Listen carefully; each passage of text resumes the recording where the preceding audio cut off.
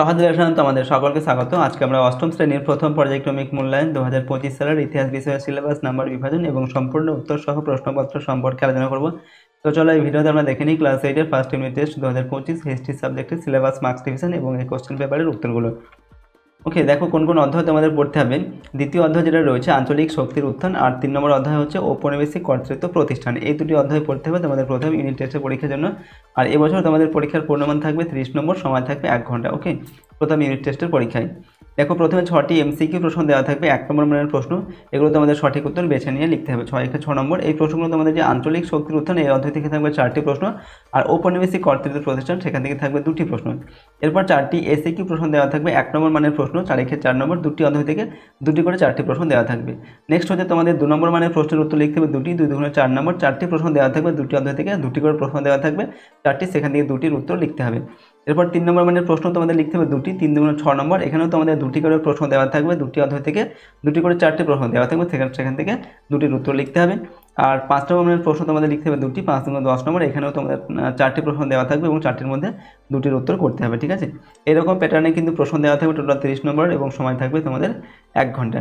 চলো এখন question paper এবং তার উত্তরগুলো দেখে নিই। আর এই প্রশ্ন এবং উত্তরের পিডিএফ ফাইল পেতে চাইলে সহজ লেসন অ্যাপটি ইনস্টল করবে। অ্যাপের লিঙ্ক ডেসক্রিপশন বক্সে রয়েছে, সেখান থেকে অ্যাপটিকে ডাউনলোড করে চাইলে প্রশ্ন এবং উত্তরের পিডিএফগুলো নিতে পারো।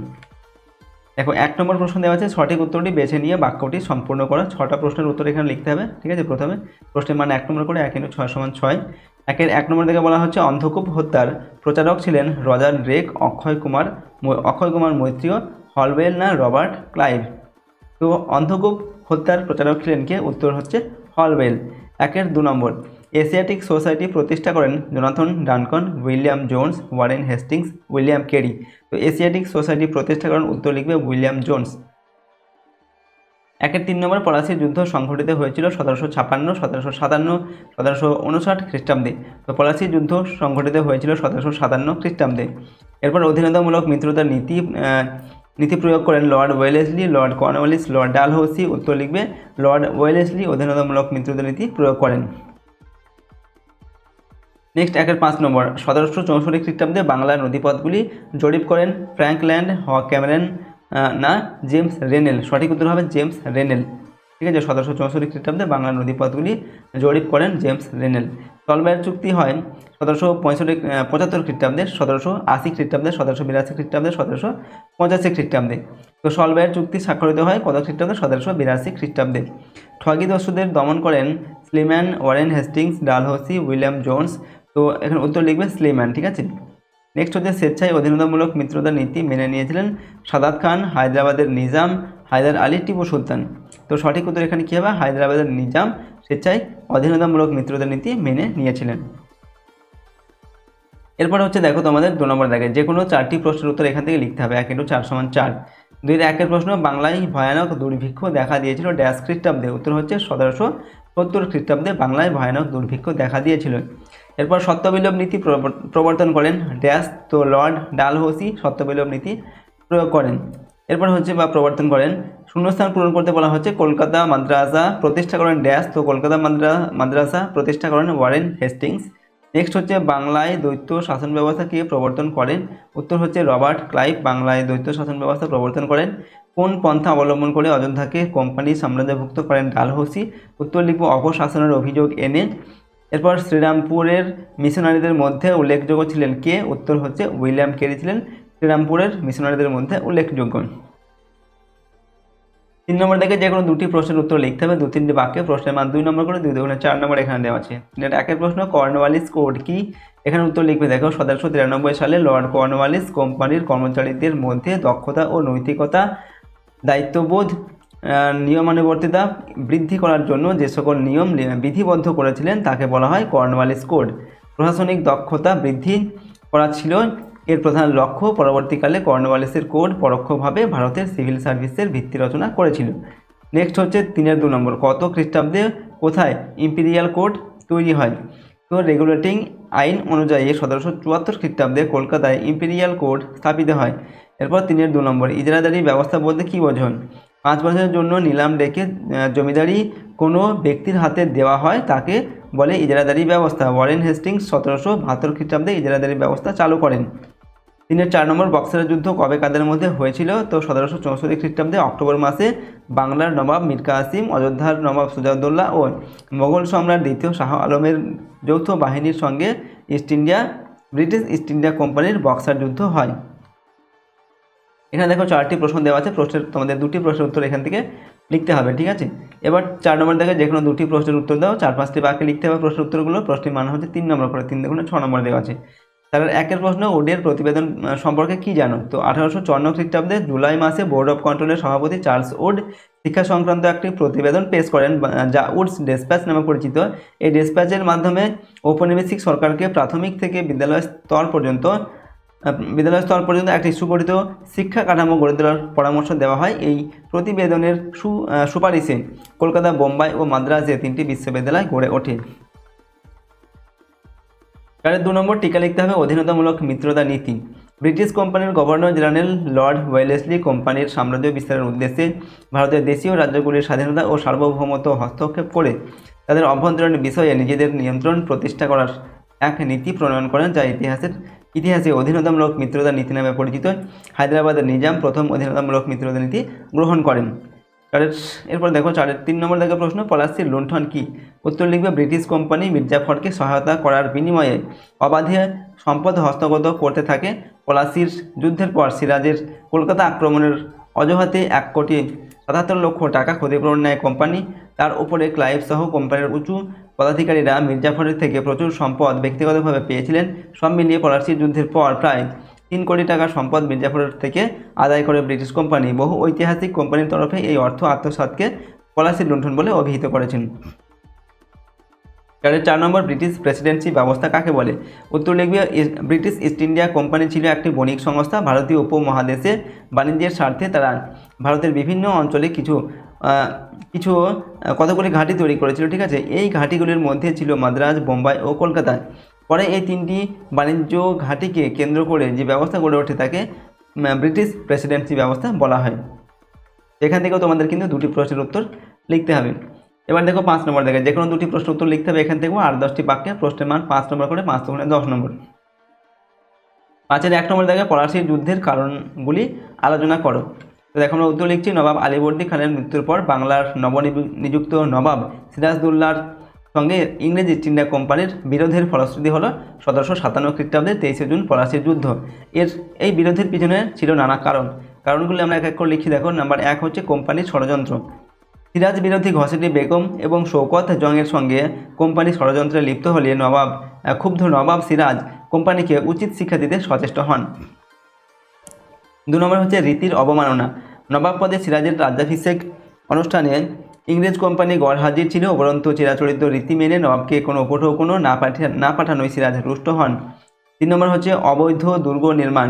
ইংরেজ ও ফরাসি কোম্পানি বাংলায় দুর্গ নির্মাণ শুরু করলে সিরাজ তা বন্ধের নির্দেশ দেন, কিন্তু ইংরেজ কোম্পানি এই নির্দেশ অগ্রাহ্য করলে সিরাজ ও কোম্পানির সম্পর্কের অবনতি ঘটে। 4 নম্বর কারণ হচ্ছে দস্তকের অপব্যবহার। কোম্পানির কর্মচারীরা তাদের ব্যক্তিগত বাণিজ্যে অবৈধভাবে দস্তকের অপব্যবহার করতে শুরু করলে সিরাজ ইংরেজদের উপর ক্ষুব্ধ হন। 5 নম্বর হচ্ছে কৃষ্ণদাসকে আশ্রয় দান। নবাবী তহবিল তছরূপের অভিযোগে ঢাকার দেওয়ান রাজবল্লভকে সিরাজ মুর্শিদাবাদে তলব করেন। এর ফলে তিনি তার পুত্র কৃষ্ণদাসকে প্রচুর ধনরত্ন সহ কলকাতায় কোম্পানির কুঠিতে পাঠিয়ে দেন। নবাবের বারংবার নির্দেশ সত্ত্বেও কোম্পানি কৃষ্ণদাসকে ফেরত না পাঠানোয় সিরাজ প্রচণ্ড রুষ্ট হন। 6 নম্বর কারণ হচ্ছে আলীনগরের সন্ধি ভঙ্গ। সিরাজ কলকাতা দখল করে এর নাম রাখেন আলীনগর, কিন্তু অল্প দিনের মধ্যেই রবার্ট ক্লাইভ ও ওয়াটসনের নেতৃত্বে কোম্পানি কলকাতা পুনর্দখল করে নেয়। ফলস্বরূপ কোম্পানি ও সিরাজের মধ্যে আলীনগরের সন্ধি স্বাক্ষরিত হলেও শেষ পর্যন্ত ফরাসিদের আশ্রয় দানের অভিযোগে নবাবকে সন্ধির শর্ত ভঙ্গের জন্য দায়ী করা হয়। ওকে, এই ঘটনা প্রবাহের পরিণতিতে সিরাজ বিরোধী জগৎ শেঠ, মির্জাফর প্রমুখের সঙ্গে ষড়যন্ত্র করে রবার্ট ক্লাইভ নবাব সিরাজকে সিংহাসনচ্যুত করতে সচেষ্ট হন। এরই ফল হলো পলাশির যুদ্ধ। তো এগুলো ছিল নবাব সিরাজদৌল্লা এবং ইংরেজদের সঙ্গে যে বিরোধ তার কারণ। 5-এর 2 নম্বর কোম্পানির শাসনকালে জমি জরিপের জন্য যে ব্যবস্থাগুলি গ্রহণ করা হয়েছিল তা লেখন। তো কোনো চাষযোগ্য বা বাসযোগ্য জমির দৈর্ঘ্য ও প্রস্থ পরিমাপ করে ক্ষেত্রফল ও আয়তন নির্ণয় করাকে বলা হয় জমি জরিপ। সম্রাট অশোক, সুলতান আলাউদ্দিন খলজি, শেরশাহ, সম্রাট আকবর প্রমুখ জমি জরিপের চিরাচরিত প্রথা অনুসরণ করলেও কোম্পানি আমলে আধুনিক জমি জরিপের প্রথা চালু হয়। 1 নম্বর দিয়ে আমরা পয়েন্ট করছি, দেখো কোম্পানির জমি জরিপ পদ্ধতি। ইংরেজ ইস্ট ইন্ডিয়া কোম্পানির শাসনের সঙ্গে জমি জরিপের বিশেষ সম্পর্ক ছিল। জমি জরিপের মাধ্যমে কোম্পানি শাসনাধীন এলাকার আয়তন, জমির পরিমাণের ভিত্তিতে রাজস্ব নির্ধারণ এবং শাসনাধীন এলাকায় মোট চাষযোগ্য জমির পরিমাণ নির্ধারণ করতে চেয়েছিল। 2 নম্বর হচ্ছে জমি জরিপের সূচনা। পলাশী যুদ্ধের পর কোম্পানির গভর্নর রবার্ট ক্লাইভ এবং বাংলার নতুন নবাব মীর জাফরের মাধ্যমে কলকাতা থেকে কুলপি পর্যন্ত প্রাপ্ত 24টি পরগনার জমি জরিপের ব্যবস্থা করেছিলেন। 1760 খ্রিস্টাব্দে এই কাজ শুরু করেন ফ্র্যাঙ্কল্যান্ড এবং তার মৃত্যুর পরে এই কাজ শেষ করেন হগ ক্যামেরন। এরপর 1767 খ্রিস্টাব্দে ভারতের জমি জরিপ বিভাগের প্রধান ও সার্ভিয়ার জেনারেল পদে জেমস রেনেলকে নিয়োগ করা হয়। 3 নম্বর হচ্ছে ইজারাদারি ব্যবস্থা সম্পর্কে লেখো। তো ঔপনিবেশিক আমলে রাজস্ব আদায়ের প্রক্রিয়াকে সহজ সরল করার লক্ষ্যে কোম্পানি ইজারাদারি ব্যবস্থা প্রবর্তন করেন। 1 নম্বর হচ্ছে ইজারাদারি ব্যবস্থা চালু করার কারণ।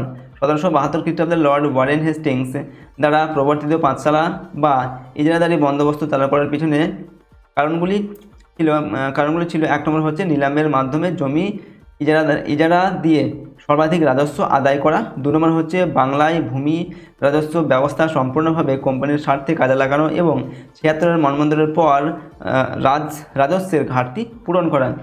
এগুলো ছিল কারণ। এরপর লিখছি নাম্বার বি দিয়ে ইজারাদারি ব্যবস্থা তুলে দেওয়ার কারণ। তো শেষ পর্যন্ত নানা কারণে ইজারাদারি বন্দোবস্ত তুলে দিতে হয়েছিল। ঠিক আছে, এর কারণগুলি কী ছিল? 1 নম্বর হচ্ছে নিলামের মাধ্যমে ইজারা নেওয়া জমিতে রাজস্ব দেওয়ার পরিমাণ সম্পর্কে সঠিক ধারণা ইজারাদারদের ছিল না। 2 নম্বর হচ্ছে নিরূপণ করা রাজস্ব ও আদায় করা রাজস্বের মধ্যে তফাৎ এতটা ছিল যে ধার্য রাজস্ব কোম্পানি পেত না। 3 নম্বর হচ্ছে ইজারাদাররা সর্বোচ্চ পরিমাণ রাজস্ব আদায়ের লক্ষ্যে কৃষকদের উপর জোর জুলুম করত, অর্থাৎ ইজারাদারি ব্যবস্থায় কোম্পানির আয় অনিশ্চিত হয়ে পড়েছিল। ঠিক আছে, এরপর দেখো 5-এর 4 নম্বর দেখো দ্বৈত শাসন ব্যবস্থা সম্বন্ধে আলোচনা করো। তো কোম্পানির দেওয়ানি লাভের ফলে প্রকৃত পক্ষে বাংলায় 2জন শাসক তৈরি হয়। ওকে, একদিকে রাজনৈতিক আইন শৃঙ্খলা রক্ষা ও নিজামতের দায়িত্ব ছিল বাংলার নবাবের হাতে, অন্যদিকে অর্থনৈতিক কর্তৃত্ব ও রাজস্ব আদায়ের অধিকার পেয়েছিল ব্রিটিশ কোম্পানি। ফলে নবাবের হাতে ছিল অর্থনৈতিক ক্ষমতাহীন রাজনৈতিক দায়িত্ব, ব্রিটিশ কোম্পানি পেয়েছিল দায়িত্বহীন অর্থনৈতিক ক্ষমতা। বাংলার এই শাসন ব্যবস্থাকে দ্বৈত শাসন ব্যবস্থা বলা হয়। দ্বৈত শাসন ব্যবস্থার সুবাদে ব্রিটিশ ইস্ট ইন্ডিয়া কোম্পানি নিজেদের বাণিজ্য চালানোর প্রয়োজনে বাংলার রাজস্বই ব্যবসায় লগ্নি করত।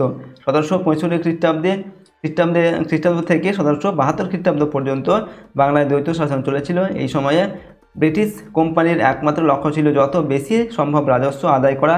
এর ফলে বাংলায় ভয়ানক দুর্ভিক্ষ দেখা দিয়েছিল, যা 76-এর মন্বন্তর নামে পরিচিত। ওকে, তো এগুলো তোমাদের 5 নম্বর মানে প্রশ্ন। এখান থেকে তোমাদের 2টি প্রশ্নের উত্তর করতে হবে। তো এই ছিল ক্লাস 8-এর ফার্স্ট ইউনিট টেস্ট 2025 হিস্ট্রি সাবজেক্টের। এখানে আমরা সিলেবাস, মার্কস রিভিশন এবং একটি কোশ্চেন পেপারের উত্তর কিন্তু আলোচনা করলাম। প্রশ্ন উত্তরগুলো তোমরা ভালোভাবে মুখস্থ করে নিয়ে কিন্তু প্র্যাকটিস করবে। এগুলো তোমাদের প্রথম ইউনিট টেস্টের পরীক্ষার জন্য খুবই গুরুত্বপূর্ণ প্রশ্ন এবং উত্তর। আর আমাদের এই চ্যানেল নতুন হয়ে থাকলে অবশ্যই চ্যানেলটিকে তোমরা সাবস্ক্রাইব করবে এবং পাশের বেল আইকনে প্রেস করে অল অপশনটি সিলেক্ট করে নেবে পরবর্তী ভিডিওগুলি পাওয়ার জন্য। ভিডিওটিতে অবশ্যই লাইক করবে, ভিডিওটিকে বন্ধু-বান্ধবের সঙ্গে শেয়ার করবে, আর ভিডিওটি সম্পর্কে তোমাদের মতামত অবশ্যই কমেন্ট বক্সে লিখে জানাবে। এবং এই প্রশ্ন এবং উত্তরের পিডিএফ পেতে চাইলে সহজ লেসন অ্যাপটি ইনস্টল করবে। অ্যাপের লিঙ্ক ডেসক্রিপশন বক্সে দেওয়া আছে, সেখান থেকে তোমরা অ্যাপটিকে ডাউনলোড করে নিয়ে চাইলে প্রশ্ন এবং উত্তরের পিডিএফগুলো নিতে পারো। তো আজকে আমরা ভিডিওটিকে এখানে শেষ করছি। সম্পূর্ণ ভিডিওটি দেখার জন্য অসংখ্য ধন্যবাদ।